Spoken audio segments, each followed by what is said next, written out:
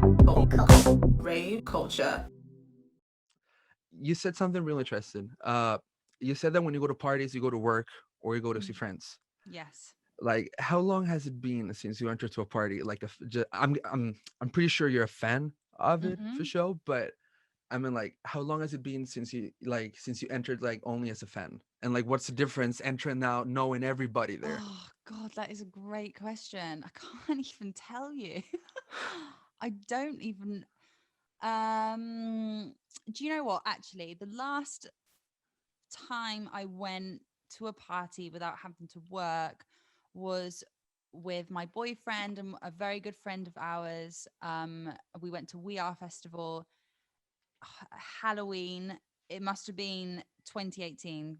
Yeah, 2018 it must have been. And I had a really, really great time. It doesn't happen often, if I'm honest with you. Like most of the places, most of the times that I do go, it is, but I say it's for work, but at the same time, I have the best time. So Yeah, like it's work because I have a responsibility, but at the same time, like it's not like, oh my God, I've got to go to work, you know? yeah, exactly. I mean, that's I'm something that, lucky. yeah, of course, lucky, but like you earned it as well. And like, something that like people in this industry have told me a lot is like, if you want to get in events and you want to work in this industry, like, there's one thing, going to a party and getting shit faced and as a fan, and it's one thing going when you have to network, when you have to work. Like, it's like they tell me like it's a huge game changer when this happens. And like, is it tough?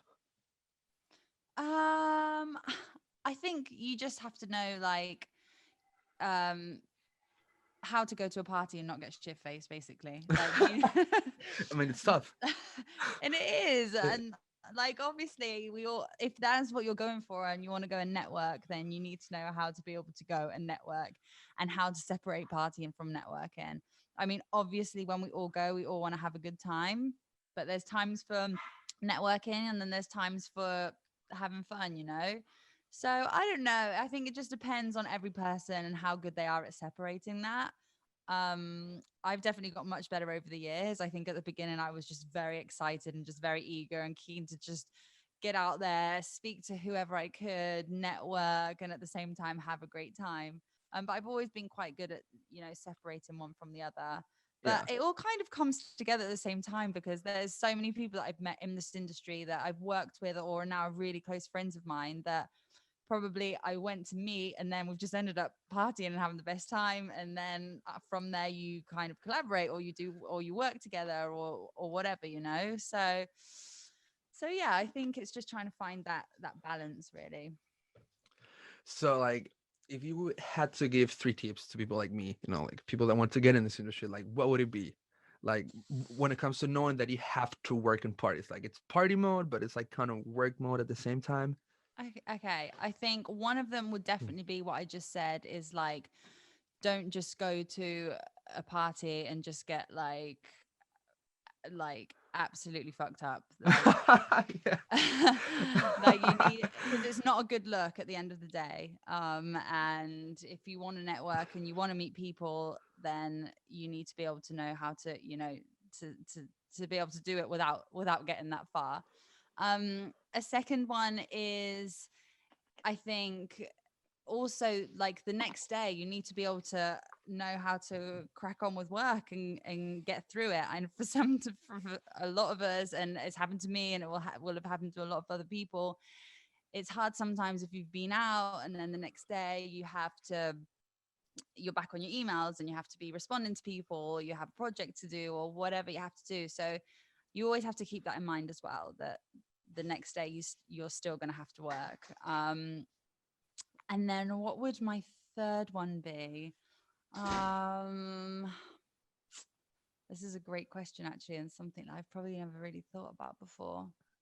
Um, I think another one could also be like, sometimes, the person that you have met, you might think, oh, like they came across, I don't know, maybe that like I didn't really get the connection, or I don't know, like maybe they weren't really feeling like us speaking or whatever. But you also have to think that that person is also in a rave and that you don't know what Yeah. that person's gone out for. Yeah. So you should never really take, like, don't take things personally. Like, I've been times before and I'm like, he just like totally blanked me and I wanted to come and speak to this guy. And then they're like, yeah, but you know, he is at DC10 on the terrace and he might have all of a sudden just be like, you know what, fuck work. I'm just going to absolutely just crack on. And then, so you have to think about these things as Yeah. well. You know, it's not like you could just don't take things personally, especially when you're at an event. So I think them three, just really be on point the next day. And if you're not going to be on point, like put an auto reply or something just to make sure people know. And yeah, don't take things too personally, and just know how to separate networking from partying. All right, everybody, you just heard it from someone that absolutely knows what the fuck she's talking about. So listen to this and keep it for you getting in this industry. If you want to get in this industry, and if not, it could be a life advice. Why not? Rave culture.